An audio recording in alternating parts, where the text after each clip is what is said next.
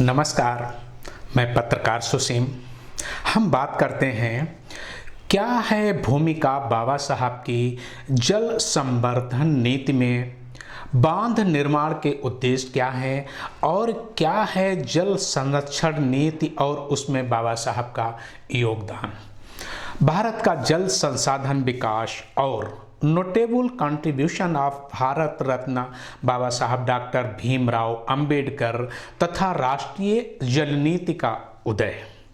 सन 1942 से 46 के कालखंड में डॉक्टर बाबा साहब अंबेडकर का भारत की विकास नीति में बहुत ही महत्वपूर्ण योगदान रहा है तथा देश की जल और विद्युत ऊर्जा नीति स्थापना में अहम भूमिका रही है। डॉक्टर बाबा साहब भीमराव अंबेडकर ने 20 जुलाई 1942 को वायसराय के मंत्रिमंडल में श्रम मंत्री के रूप में कार्य ग्रहण किया। श्रम विभाग के साथ साथ उनको सिंचाई तथा विद्युत शक्ति विभाग का भी कार्यभार सौंपा गया। तब डॉक्टर भीमराव अंबेडकर ने युद्धोत्तर पुनर्निर्माण समिति द्वारा अपनी जल संसाधन तथा बहुउद्देशीय नदी घाटी विकास की नीति अपनाई। इस समिति में केंद्र सरकार, प्रांतीय सरकार, रियासतों की सरकारें तथा व्यापार, उद्योग और वाणिज्य के प्रतिनिधि भी शामिल रहे। मंत्री के रूप में उन तीनों विभागों के सचिव बाबा साहब डॉक्टर भीमराव अंबेडकर की अध्यक्षता में कार्य करते थे। डॉक्टर बाबा साहब भीमराव अंबेडकर के जल संवर्धन के बारे में विचार उल्लेखनीय तथा कार्य सराहनीय रहे हैं। डॉक्टर बाबा साहब कहते हैं, यह सोचना गलत है कि पानी का बहुतायत कोई संकट है। मनुष्य को पानी की बहुतायत के बजाय पानी की कमी के कारण ज्यादा कष्ट भोगने पड़ते हैं। कठिनाई यह है कि प्रकृति जल प्रदान करने में केवल कंजूसी ही नहीं करती, बल्कि कभी सूखे से सताती है तो कभी तूफान भी ला देती है।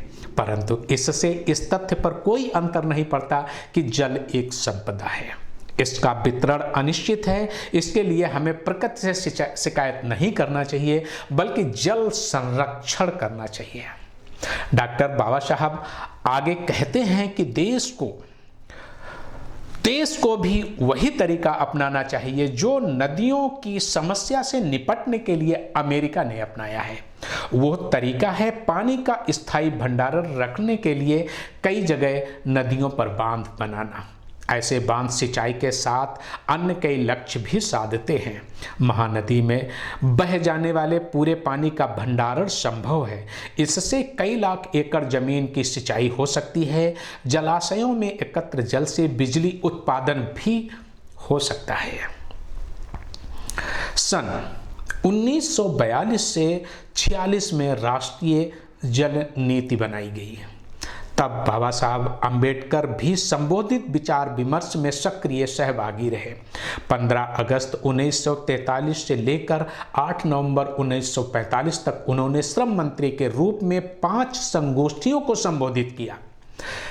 इस उपलक्ष्य में उन्होंने तकनीकी संस्थानों का निर्माण किया, बहुउद्देशीय जल संसाधन विकास, दामोदर नदी घाटी परियोजना, महानदी बहुउद्देशीय परियोजना तथा संकल्पनाओं का निर्माण किया। डॉक्टर बाबा साहब अंबेडकर ने भारत की जिन 2 बड़ी परियोजनाओं के निर्माण का निश्चय किया, वो हैं दामोदर और महानदी परियोजना।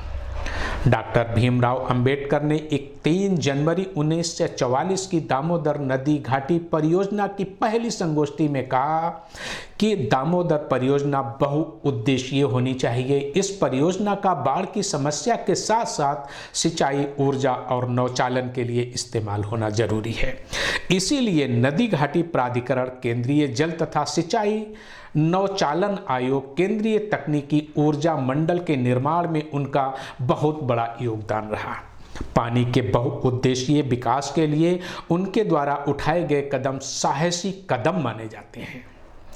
उस समय बंगाल में दुख का मूल कही जाने वाली दामोदर नदी वस्तुतः भारत की राष्ट्रीय समस्या के रूप में उभरकर सामने आ रही थी। बाढ़ की समस्या बहुत गंभीर थी, अनाज की कमी तथा यातायात की समस्या थी। 17 जुलाई 1943 को दामोदर नदी में आई बाढ़ के कारण गंभीर संकट उत्पन्न हो गया। इस प्रकार आई बाढ़ से 70 से अधिक गांव प्रभावित हुए, 18,000 मकान नष्ट हो गए। इसलिए उस समय के बंगाल के राज्यपाल लॉर्ड E.G. केसी ने श्री महाराजाधिकार वर्धमान की अध्यक्षता में एक 10 सदस्यीय जल समिति गठित की, जिसमें मेघनाथ साहा जैसे विख्यात वैज्ञानिक भी शामिल रहे। बंगाल की समस्या हल करने के लिए डॉक्टर अंबेडकर ने गवर्नर जनरल लॉर्ड वेल अभियंता के साथ काम करने की इच्छा प्रकट की। अमेरिका की टेनेसी नदी घाटी परियोजना के आधार पर आयोजन करना निश्चित किया गया। बाढ़ नियंत्रण, जल सिंचाई और जल विद्युत निर्माण, इन 3 लक्ष्यों की पूर्ति के लिए केंद्र सरकार के अधीन W.S. वर्धमान नामक एक अमेरिकन ने दामोदर नदी घाटी परियोजना का प्रस्ताव तैयार किया। प्राथमिक प्रतिवेदन के अनुसार 10 लाख क्यूसेक पानी के बाढ़ के आधार पर 8 बांधों के निर्माण की एक योजना बनाई गई, जिसका मुख्य उद्देश्य बाढ़ नियंत्रण, कृषि सिंचाई, तापीय विद्युत केंद्र, नौचालन, मत्स्य पालन, मनोरंजन और औद्योगिक विकास करना था। Doctor A.N. खोसला के नेतृत्व में महानदी पर बांध निर्माण करने का फैसला किया गया और इसी कड़ी में तिलैया बांध 1953 में 45 मीटर ऊंचा, कोनार बांध 1955 में 58 मीटर ऊंचा, मेथान बांध 1957 में 56 मीटर ऊंचा और पानसेत बांध 1959 में 49 मीटर ऊंचाई के निर्मित किए गए। दामोदर नदी घाटी परियोजना से बहुउद्देशीय विकास, बाढ़ नियंत्रण, सिंचाई और परिणाम स्वरूप अकाल से मुक्ति तथा बिजली आपूर्ति की संभावना थी, क्योंकि इस परियोजना से 4,70,000 एकड़ क्षेत्र में निर्मित जलाशय से जल, 7,60,000 एकड़ क्षेत्र की अविरत सिंचाई, 3 लाख किलोवाट बिजली उपलब्ध होने का लक्ष्य था तथा 50 लाख लोगों का प्रत्यक्ष रूप से कल्याण होने वाला था। बांधों के निर्माण का उद्देश्य बांधों के निर्माण से अतिरिक्त जल का इस्तेमाल बाढ़ नियंत्रण ही नहीं बल्कि सिंचाई, नौचालन और ऊर्जा निर्माण के लिए करना, बांध पर नौचालन, जलपास के निर्माण तथा यथासंभव मध्यस्थ स्थान पर समुद्र के मुख से 500 किलोमीटर की दूरी तक महानदी नौचालन को बनाए रखना, चिरस्थायी सिंचाई के लिए नहर प्रणाली का निर्माण करना, सस्ती ऊर्जा का प्रयोग, कृषि उद्योग एवं क्षेत्र की बड़ी खनिज संपत्ति से उचित लाभ उठाने के लिए 3 बांधों पर ऊर्जा संयंत्र निर्माण, जल विकास और मलेरिया रोधी कार्य, मत्स्य पालन एवं उत्पादन की सुविधा का प्रबंधन आदि हैं। इस प्रकार नदी विकास प्रबंधन के लिए देश स्तर पर जल नीति का निर्माण करना रखा गया। डॉक्टर अंबेडकर क्षेत्रीय विकास तथा बहुउद्देशीय विकास परियोजना द्वारा पूरे भारत के अंदर जल संसाधन नीति लागू करना चाहते थे।